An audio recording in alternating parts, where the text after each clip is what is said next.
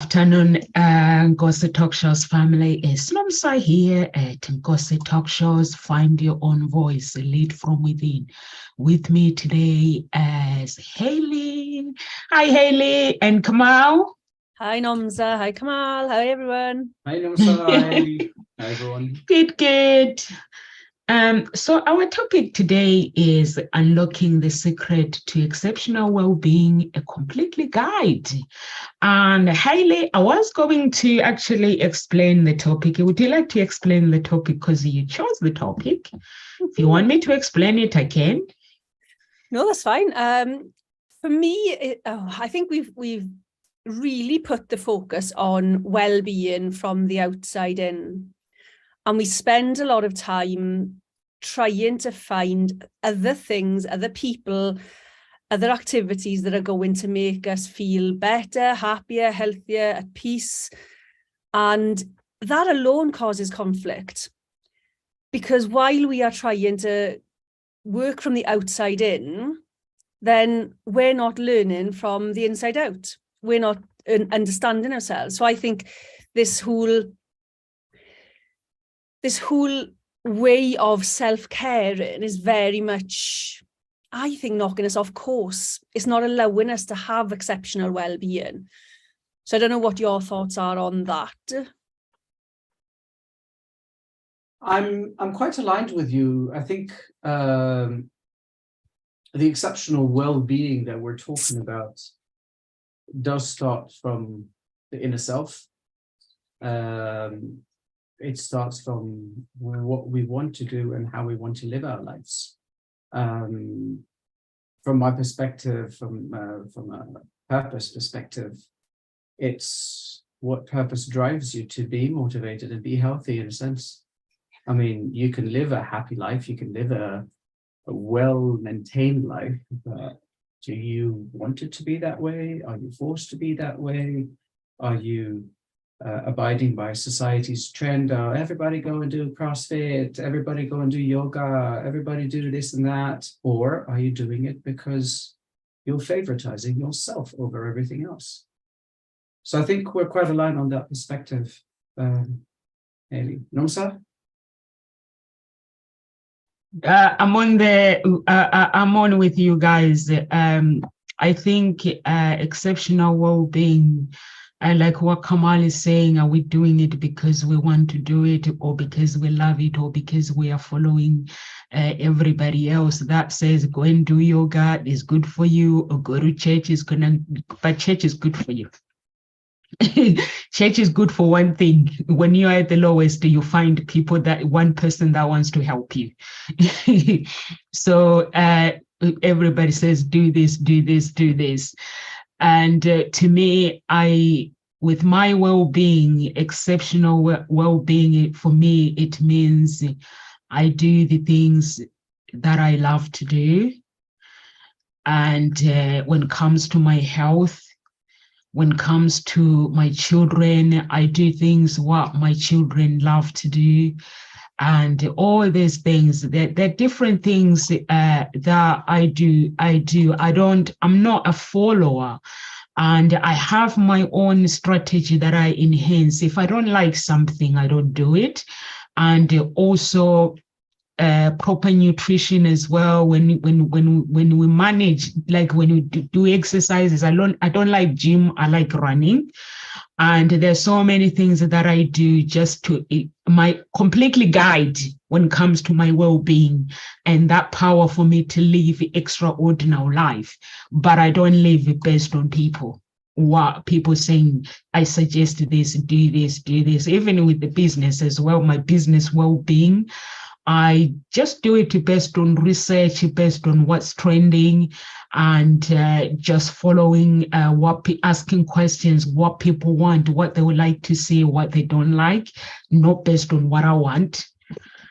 So I think those things, I love this topic anyway. I think it's a good topic. I learn from these talk shows these days. So really looking forward to hear what Kamal and Haley are going to say, so I can go back and learn some more things and watch it back. Yeah, I think it's always good, isn't it, to have conversations with other people that have different perspectives or even the same perspective, because just having the same perspective doesn't mean that we all do exactly the same thing. It just means that we're aligned with ourselves and with what other people say. And I think one of the first steps for me when it comes to unlocking that secret to exceptional well-being is to give yourself permission. Give yourself permission to be you on your own. Be different if you want, be the same if you want, but at least be you. And then by giving yourself permission to be you, you start with giving yourself permission to prioritize yourself, as Kamal said, and look after yourself above other things in your life. And sometimes we have to do that. But if you don't give yourself permission, the foundation's not there to keep going with it. Would you agree? I definitely like that permission bit. It's necessary, if one may use that word, to move on. I've said it before, and there are very few people in this planet that allow themselves to grow. If the statistics are still the same, it's about between 89 to 92% of the human population that accepts life as it is, that accept the cards that they've been dealt with. They don't look into growth of their life. They don't look into expanding their horizon. And that leaves, well, an average about 10% of the population. That's nothing.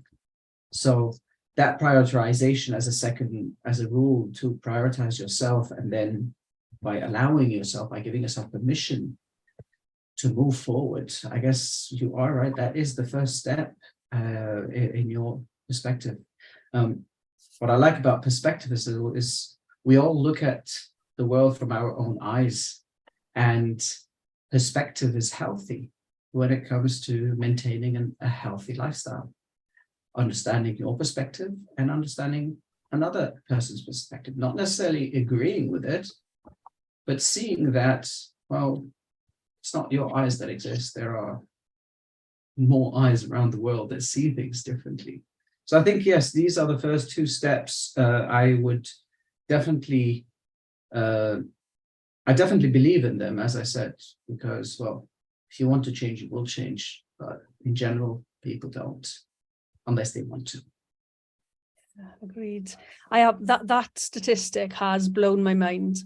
89 to 92% of people accept life as it is. Wow. It's crazy, right? I mean, and if you look at it, it's everybody around you. Look at people, they say no, they stay in their path, or they stay from their 9 to 5. They do that job that they absolutely despise doing.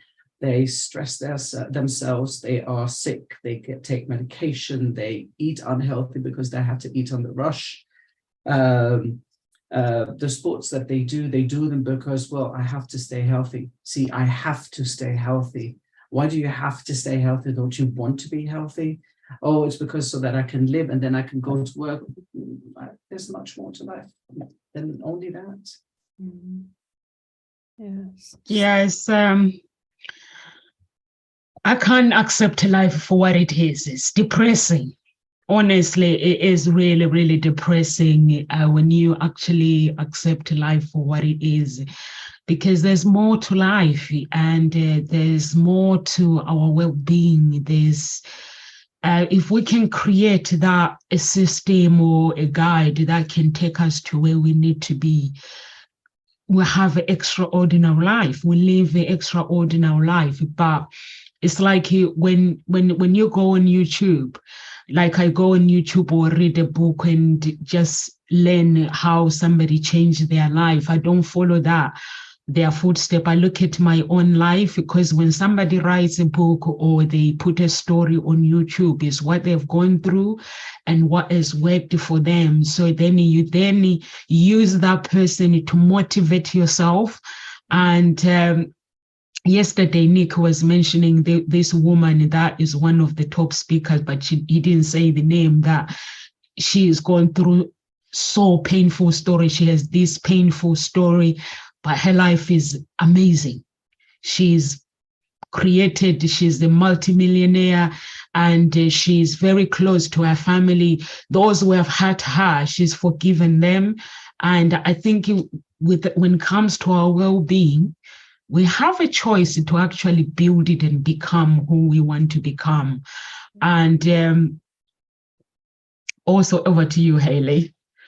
You know, I agree. I think choice is huge, isn't it? You know, once you've given, for me, not every step follows the other, but I think once you've given yourself permission, you've given yourself options.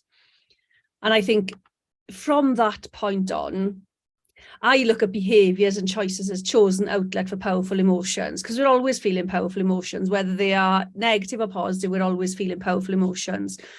So your choice becomes, how do I want to take this challenge on? What do I want to do about it? What behaviours, what actions do I need to take to follow this through to get to the outcome that I want? So I think we've got that, you know, permission and perspective are fantastic foundations for that well-being. And I think the rest, I think self-care has to come last. So I'm going to leave that last, but everything else can be in a different order. But for me, the next thing would be emotional empowerment, understanding your emotions. Now, I have a bit of a conflict with emotional intelligence. I think emotional intelligence is great. It's a great skill to have. But I think we are missing the real get to the deep emotional root problems. When we're looking at emotional intelligence, I think it's more around understanding the surface level emotions rather than the deep rooted emotions. So for me, it's about the deep rooted emotions and understanding emotional memories and being able to process, express and release those so that they are no longer holding you in those old patterns, stuck doing the same thing and waiting for a different outcome. The emotional part is very important, as you mentioned, and I would not disagree on that. I would go one step before that, though, because I believe in order for you to understand your emotions, you need to understand where they're coming from. And to understand where they're coming from, you need to know what values you hold in your life. What are your core values? And since our core values drive our lives, drive our motivation, I believe my second step, or what I would choose, would be to dig into those core values and get rid of the societal values, the learned values, the inherited values, so that I can truly be myself, which comes to our first part, which is prioritizing yourself, right? And by doing so, your behaviors are easier understood through the emotions that you've learned in the past and changeable. And then I would come to your step, which would be the emotional understanding, or as we say in NLP, emotional mastery. So yeah, I've got values later on. I tell you, when I work with clients, I think it's I love values work because I think it's so important. We live by our values, even when we don't know what our values are on a conscious level. Absolutely. So yeah, I think it's so important.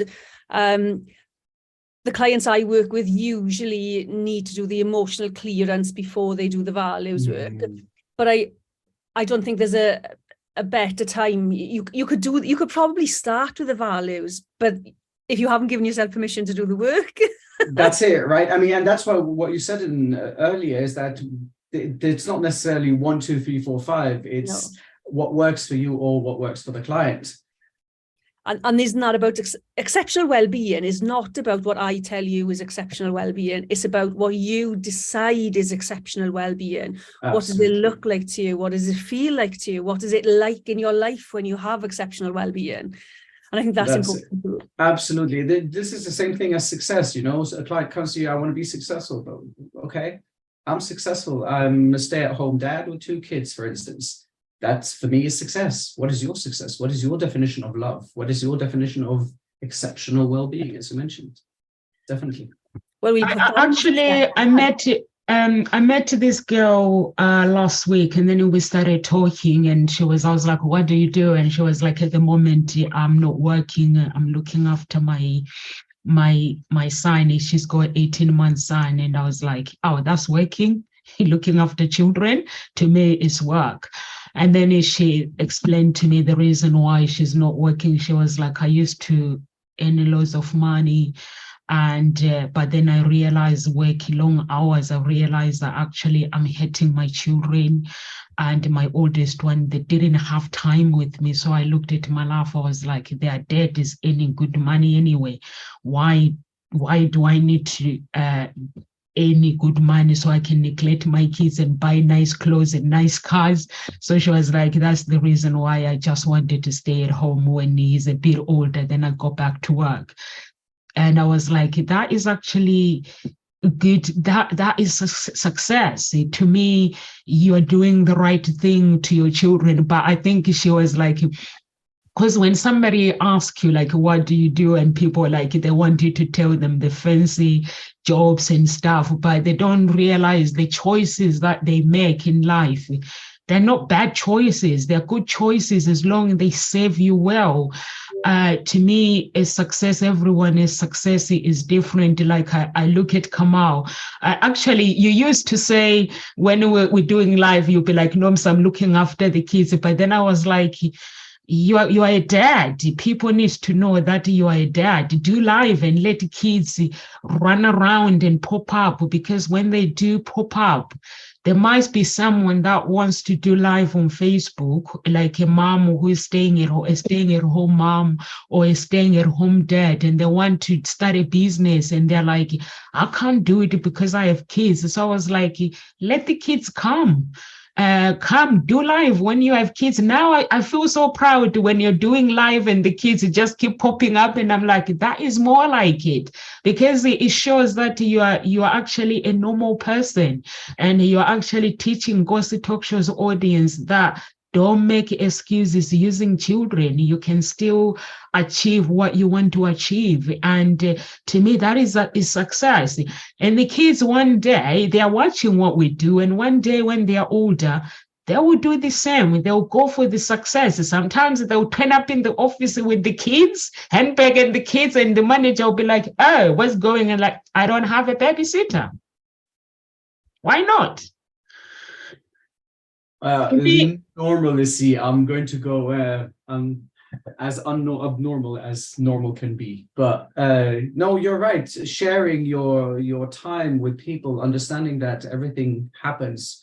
Of course, we all have our reasons. They're not excuses. And when I have my kids, I want to prioritize them. They're much more important than going live. I want to spend that very precious moment, those precious moments with them, because, well, it's their learning time.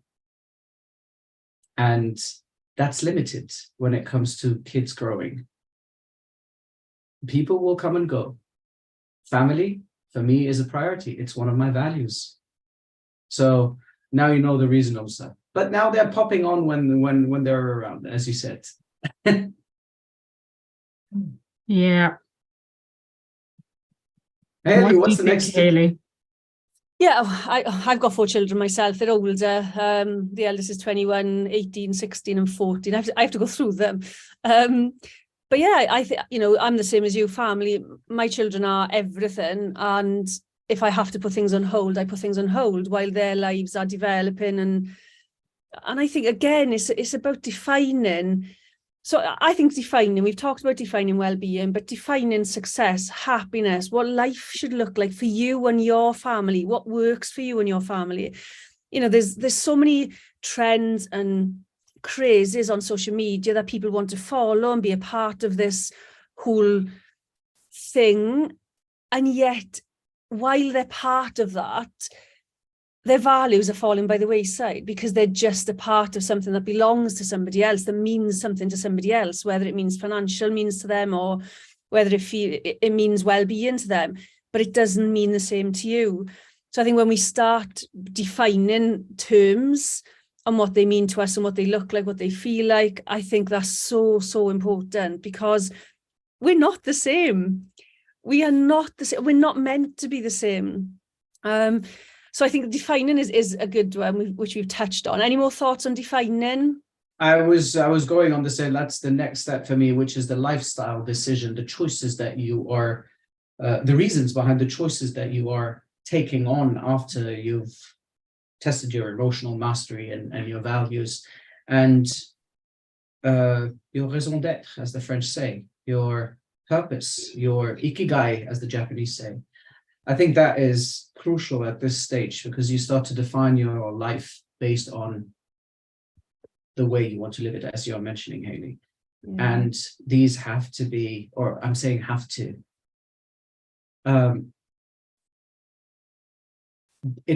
in my head, it has to be a real internal decision. It has to be a want, not a need, not a must, not a should.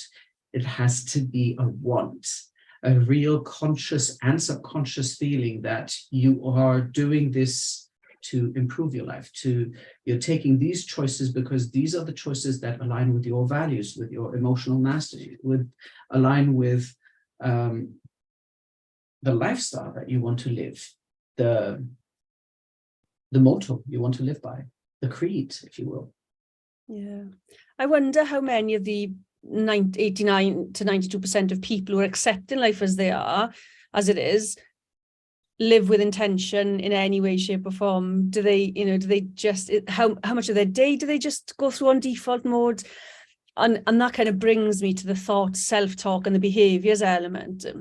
It really is about becoming aware of yourself, isn't it? How what you're doing and the choices you make are affecting your life, everybody else around you. And if you're not living with purpose within your meaning and, with meaning, if you don't understand what your thoughts are around, so say, for example, that we've got these people who are accepting life is what it is today, and I don't need to change it. Okay, that's great. Are you happy to your degree of happiness? Are you living the life with your family that you want to live? And it's not always possible, I don't think. I think we go through challenges where we are going through transitional periods where we're changing and we're learning things. But until you become aware of your thoughts, your self-talk, your behaviors, and the problems, then change is really challenging. And I think that's the fun part. I mean, I understand your perspective, and I really would love to ask these people. And I did ask a few of them that I met. It's not even about contentment. It's that sentiment that this is it for them. That there's nothing more beyond that. And so for me, that's a person that, from a cynical perspective, I'm going to bring my 18-year-old child here, myself. What are you doing on this planet? You're just wasting oxygen for others. Unfortunately, it's not the truth. We all serve a purpose, whether we believe it or not. We all serve a purpose, whether we know what it is or not. And their purpose, in my opinion, they exist to push the rest of the 10% beyond their limits, to learn more and to, if I may say so, not be part of the sheep and the herd. And a lot of people are happy being sheep. It's not a problem for them. Even if they're CEOs and they have all their businesses and the money that they want and all of that, that doesn't mean anything to them. They just want to go on further in that perspective. And that's their happiness. That's their success. But are they growing? I don't know. It has to be up to them. Yeah, definition. What are your thoughts on this? Yeah, I think at the end of the day, it's all about looking at your life and just as long as you're succeeding, looking at your life and you see that you are happy. But there are some people that really, they say they would love to change. It's like, for me, I've got friends that keep talking the same story. Like they will talk and they will talk and nothing changes, just talk. They're like making excuses, they find excuses, but then you meet others where you inspire them. And then when you meet them the next time, they're like, oh, you know what, they talk like when you were talking this, I've managed to do this, I've managed to change. You're like, what? And I get shocked sometimes with people when they go for the things that they want and they just go for it. So I think it is very, very important for our audience, if they are watching, to actually look at their lives in every area of your life, your well-being, your self-care, your spirituality, and the list goes on, and just look at how are you living that life? And if they're not happy, make some changes, create the habit that can actually take you to where you need to be. They don't have to be big things, just step by step, like small chunks, until that habit you get used to it, and then move on to the next level of your life. Because there are some people who are stuck. They don't really know what to do. I get stuck myself sometimes doing something, then I get stuck. But because I know my purpose, Kamau is a life purpose coach, and I know where my life I need to take my life. So I get myself unstuck and just keep going. Or sometimes with the exercises, there are times where I'm like, oh, it's raining. Do I really need to do this? And I'm like, and then I'll hear the other voice that says, yes, no, so you got to get up and go. So I just get up and go. And if it's snowing, I can't go for running because I love running. I go for walks. I have to be careful, but you just have to,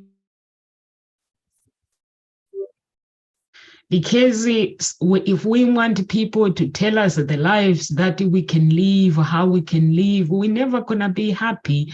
And having that, unlocking that exceptional well-being life guide, it requires you to stay focused as well, and to love yourself more. How much do you love yourself?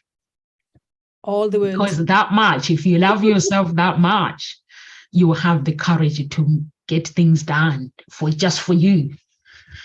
You know how much I love myself. Haley, you don't know that, but I never say I have a birthday. It's called my birth month. So I celebrate a whole month. Sounds like a plan to me. Yeah, you don't have to celebrate your birthday on the day you were born. It has to be the whole month, the whole year round. Sounds good. So the next one I've got on my list is accountability. Accountability. Yes, no, I love a bit of accountability, because this is where we start to gather knowledge, isn't it? We start to look at the past, the present, and the future, so that we can understand where we've been, what we've learned, what we want to leave in the past, and what we can use to take forward and teach us in the future. And I think if we use it so that we are standing in our own power, this is me in my life, taking responsibility for the mistakes I made, for the failures, for the successes. And this is me knowing what I want in the future. Then I've got, it doesn't have to be a plan per se, but I've got an idea of where I'm going. It can change, we can adapt, that's part of accountability. But then applying all that knowledge, learning everything and applying it, rather than, I work with a lot of clients who the past has been awful and negative, but they've got stuck there. So and there's no accountability. There's a lot of blame. So blame doesn't offer us any motion to move forward. Blame is just like your wheels spinning in the mud. So when they step up into accountability, they leave that blame there, and they can start moving. They can start understanding without self-judging, which we've got a habit of doing, self-judging, self-criticizing. Because when we look back, we think we've done all these bad things. But if you can look back with accountability, with self-compassion and kindness, it changes how you view the future. So you use that knowledge then to move forward into what your future looks like. Accountability, very important. And obviously, this is one of the reasons why a lot of people that read about self-development, books, it's not that easy for them to get that accountability, because they're on their own and they can cut themselves some slack. And that's why people go to coaches, to psychologists, to people to hold them accountable. I like that part about accountability. For me, it comes a little bit later. And since we're talking about unlimited health. My next part, after knowing your reason for living, your purpose, is getting rid of the people that don't serve your lifestyle. And I'm not saying it in the mean way. I'm just saying people that don't align with your values, with your core values, get rid of them. Don't just dump them. Just take a stand away from them. Just make space for yourself to breathe. Because no matter what, your values don't align. And that means that they will make you feel unwell. Whether it's children, parents, siblings, acquaintances, what purpose do they serve in your life that is becoming purposeful, in your life that has meaning, in your life that is all about emotional mastery? When you see that bloody face, you're like, there's no point.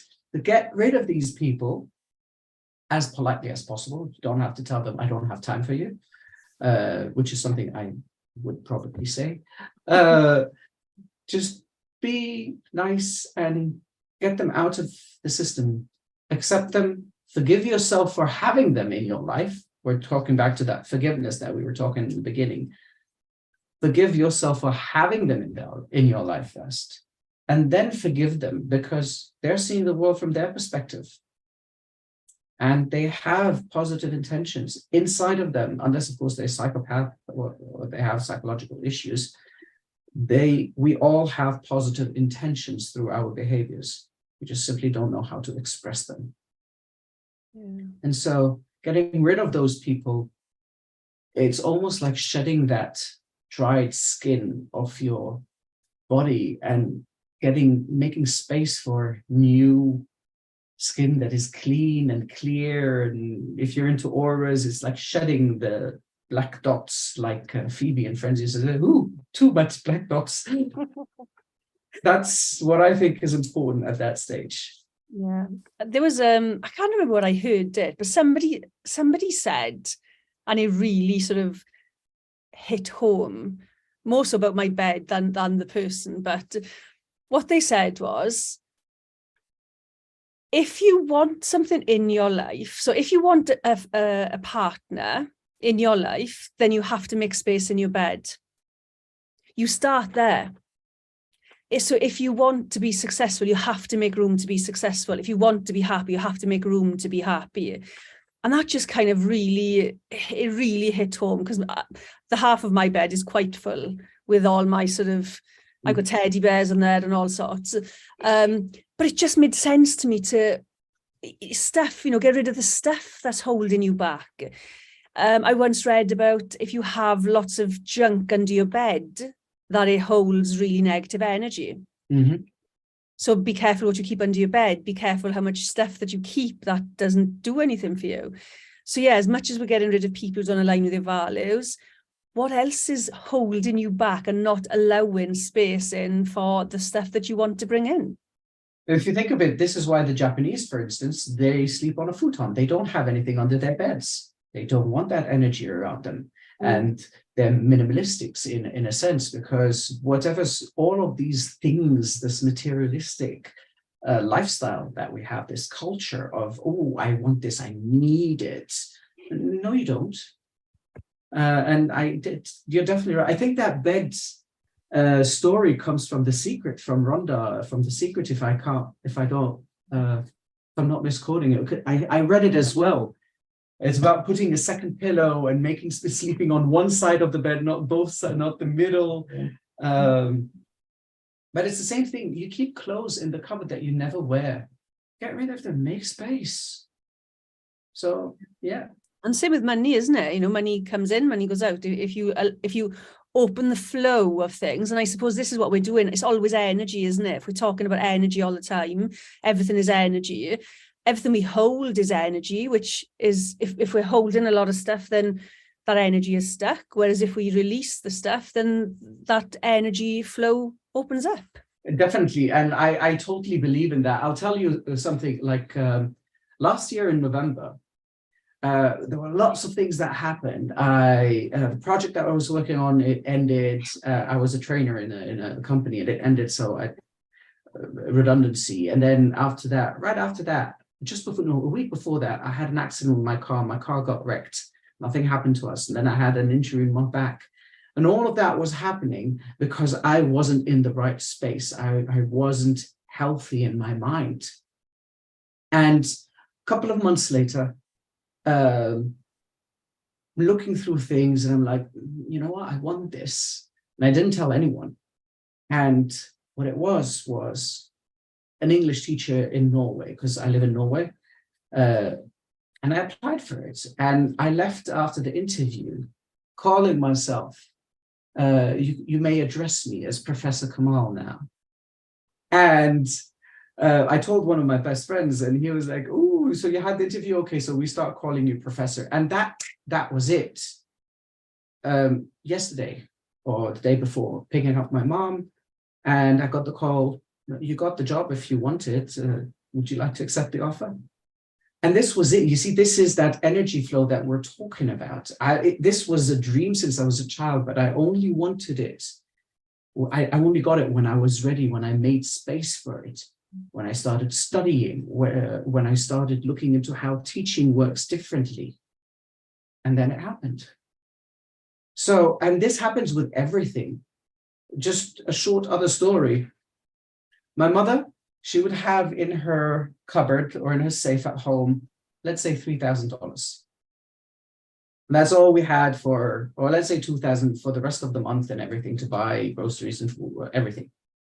Somebody would come knocking at her door, and they would say, "I need the exact amount that she would have in her cupboard."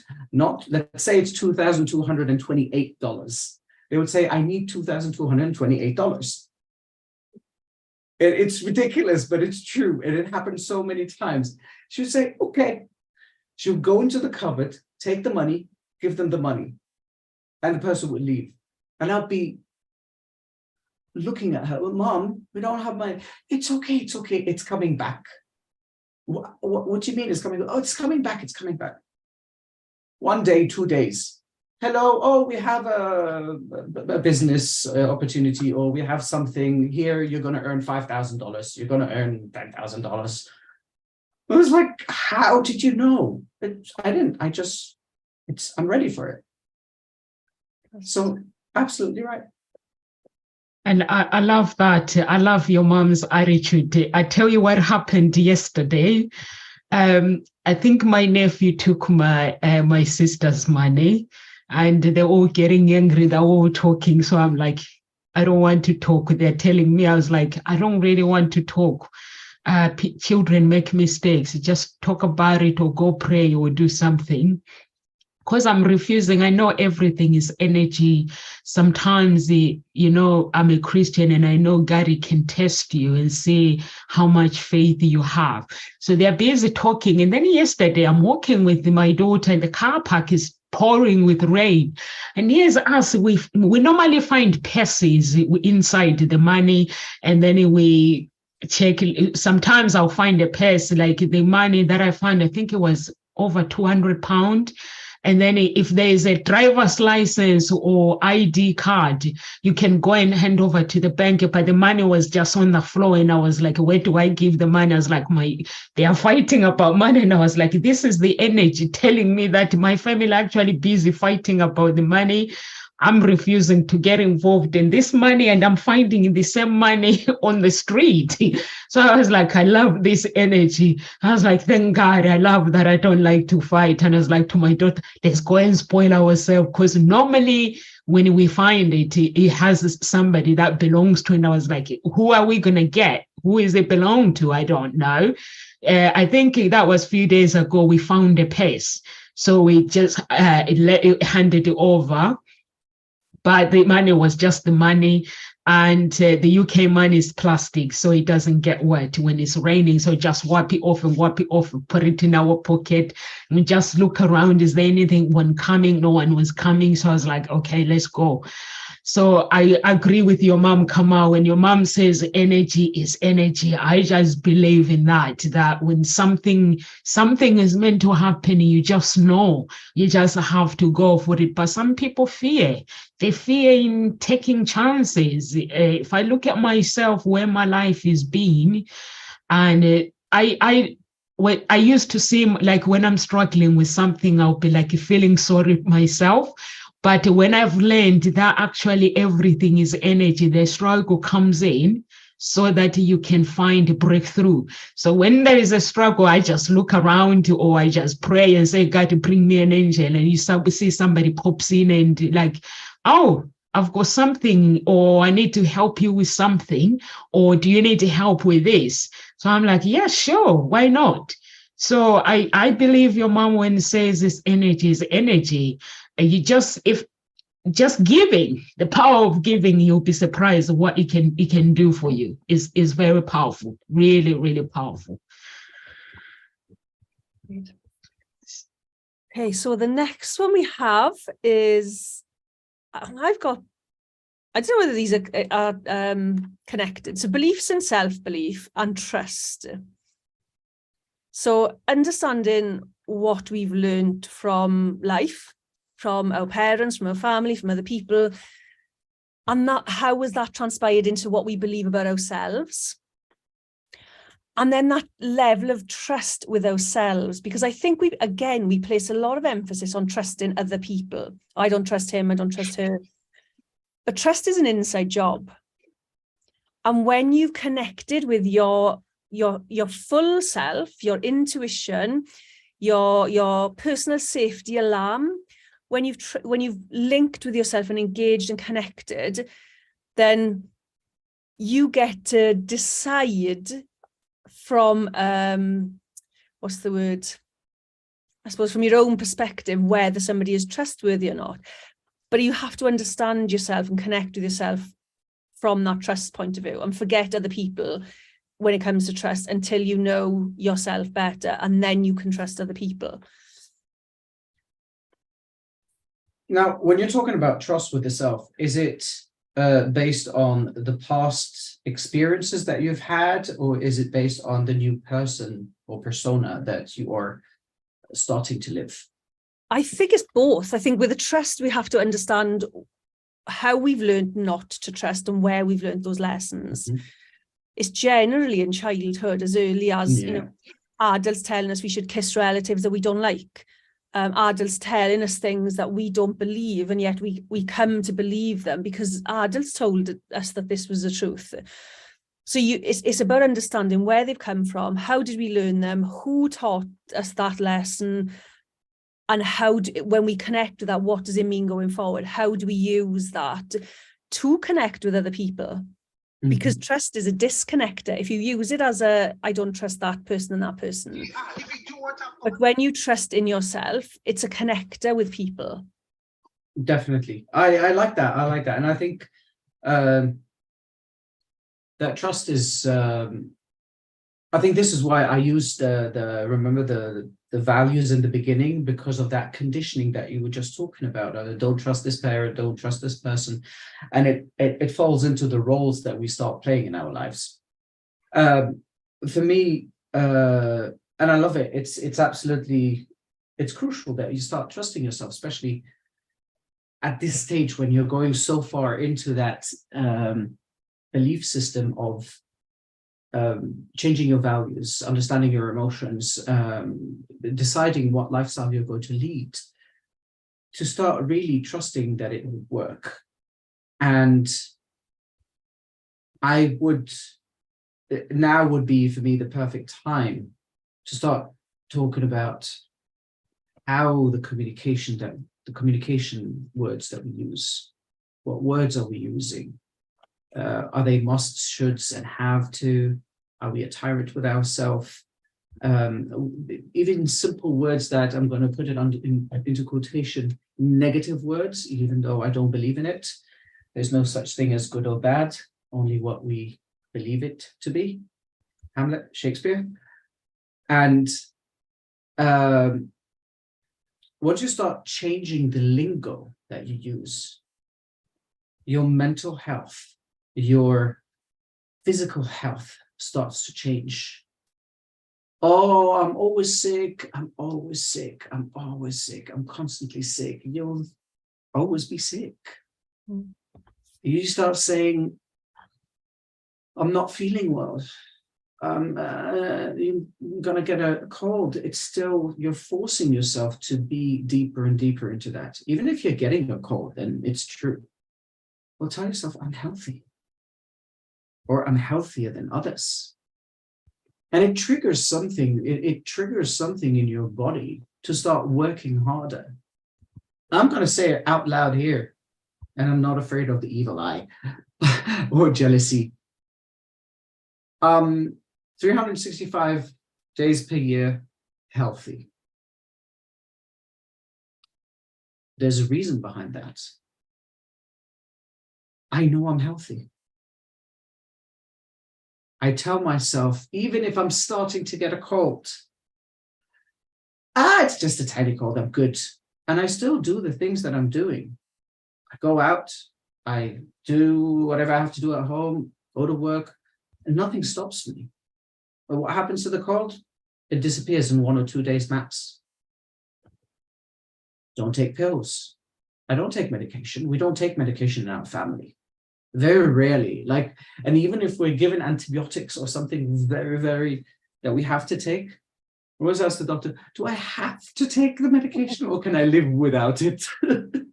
And so you start pushing your system of communication to be, if I may say so, from a positive perspective. You burn yourself. What do we say? Oh, it's a bad burn. Well, it's not a bad burn. It's a good burn, according to my son, because I burnt myself well. So a change of perspective in the words we use. I think there's power in our own voice, regardless of whether we're talking Definitely. about or to ourselves. My daughter and I are quite like that with health, and my sons and their dad are more the other way. And it's quite telling. But we are more sort of, I'm fine. If there's a bit of a cold, I'm fine. I'm going to work anyway. I'm going to do what I do. But the power of those words they have the ability to release you from your stuckness, whatever is keeping you there. If you use the right words to talk to and about yourself, because if you're going around telling people, I'm no good at this, I can't do that, I'm rubbish at doing that, I'm not good at interviews, then that's what you'll be. And I think one of the big things I work with clients on is not saying that I'm anxious and I'm depressed. Remove, I have anxiety, I have depression. So you're removing it at least from yourself, and it becomes this thing now rather than consuming you. It becomes a thing that you can remove. But we absorb it. Absolutely, absolutely. You're muted, Nomsa.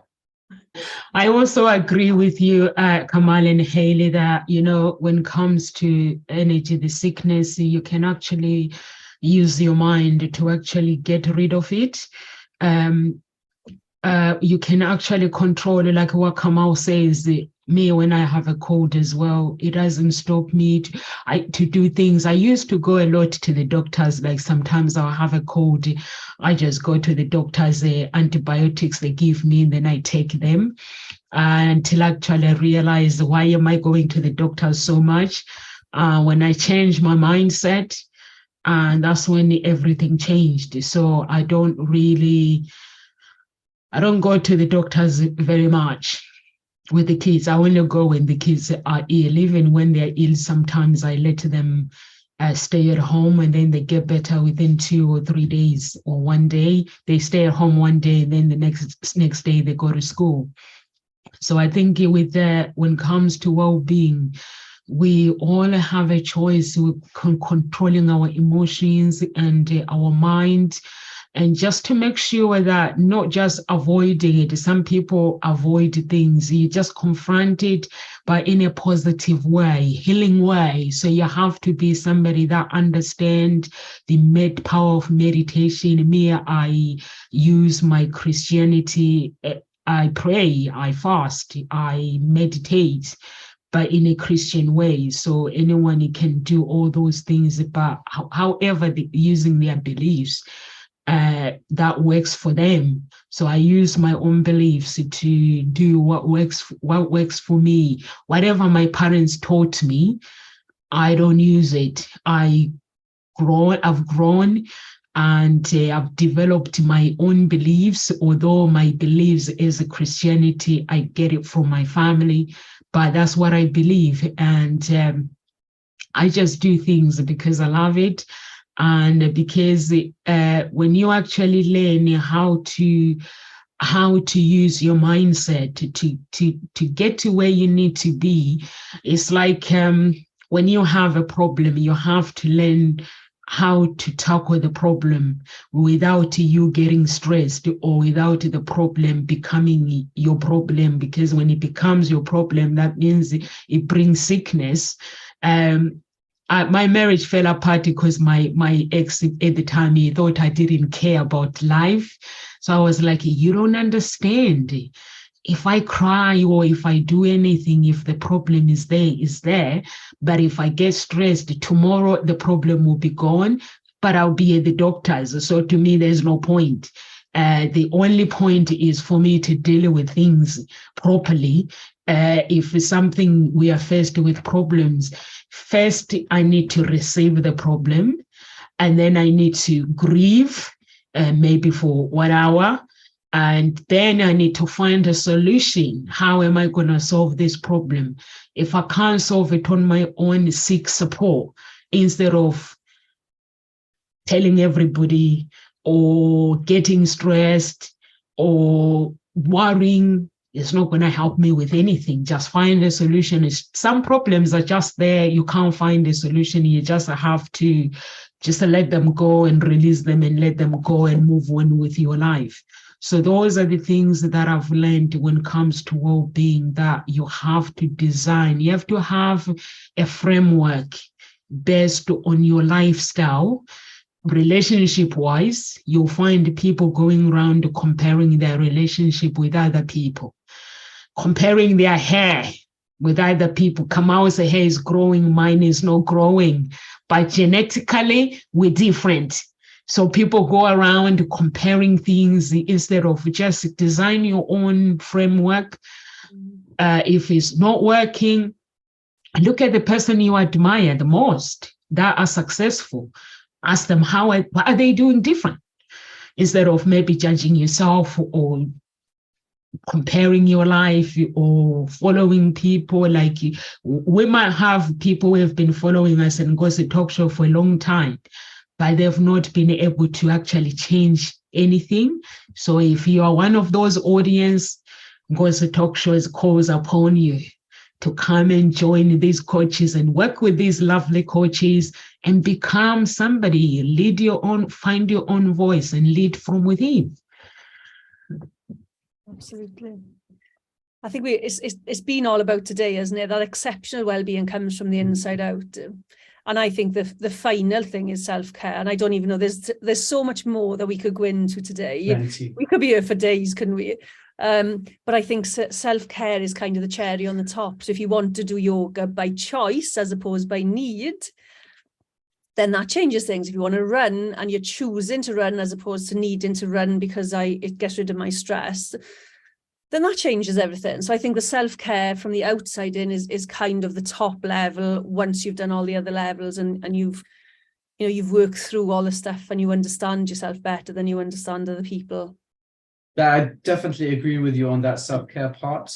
I'm going to add one piece to that, if I may, and because self-care will only come with that, in my personal opinion, with that sentiment, and that's gratitude for everything. And I'm not talking about the materialistic things. I'm talking about the random things that we have in life, The fact that we are arrogant enough to go to bed and wake up believing that we will wake up. So when you wake up and open up your eyes, oh, I'm grateful for waking up. Because gratitude brings some sort of peace, and peace brings contentment. And with contentment, you'll have all the health you need in life. Absolutely. I love that. Gratitude is very important as well. It's very, very important. We come to 2:00. Hayley, do you have any words of encouragement for our audience? And also, can you tell our audience who you are? We do this at the end, who you are and where they can find you, and your social media, please. Do you think? So I'm Hayley T. Wheeler, and you'll find me on all social media platforms as Hayley T. Wheeler.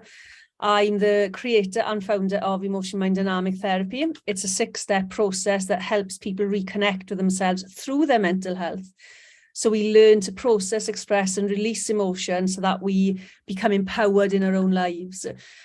I've been doing it for some years now, and if you wanted to connect, you can connect through my website. You'll find a little bit more about the program at www.emotionminddynamic.co.uk. Or as I said, apparently social media, I come up everywhere. So if you put Hayley T. Wheeler in, my name will come up everywhere. Quite easy to find. But I've thoroughly enjoyed today's discussion. And my tip would be, and I say this all the time because I think it's important, you are the most important person in your world, no matter who else is in your life. You can only look after yourself, because by looking after yourself, you can look after the other people who are important to you too. I like that one. Very nice, Harry. To all of you watching, my name is Kamal Amer, and I'm a life purpose coach. What do I do is I help you create a foundation to your life where you can start living a purposeful life on purpose through the means of NLP and ancient Egyptian methodology. One of my websites or companies that I built was Mart Coach, based on the ancient Egyptian goddess Mart, which is the goddess of harmony, balance, and order. And with that in your life, you can start living a purposeful life. You can find me on my website, kamalamer.com. The other website is being remodeled again. And you can find me on Facebook, on Instagram, and on LinkedIn. And for today, I'll leave you with a quote like I usually do. And this one is from Deepak Chopra. And he said, the way you think, the way you behave, the way you eat can influence your life by 30 to 50 years. So it's your choice what you want to do with it. Thank you so much. Thank you so much, Kamal and Hayley. And for me, for those who are watching, if it is your first time, Nomsa, I'm your love harmonist. So I have a matchmaking introduction agency. Love is what I harmonize. If you're single and looking for love, get in touch with us on our website. And you can find me at Ngozi Talk Shows, or you can find me on all our social media. And we have a group, Ngozi Talk Shows group, and a Unique Billionaire Mindset. So you can join both groups and be part of our family. And you can, if you are following us on YouTube and you are not part of the family, please join us, be part of the family by subscribing to our channel. And we are here Monday to Friday at Ngozi Talk Shows, 1 p.m. UK time. And for me, I leave you with this. What Kamal has said and what Hayley has said, I leave you with a choice.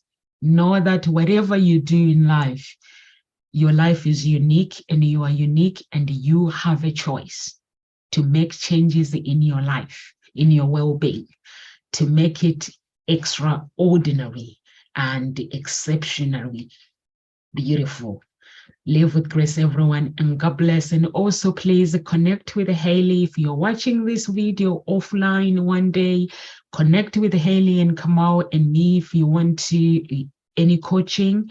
And live with grace, everyone. God bless.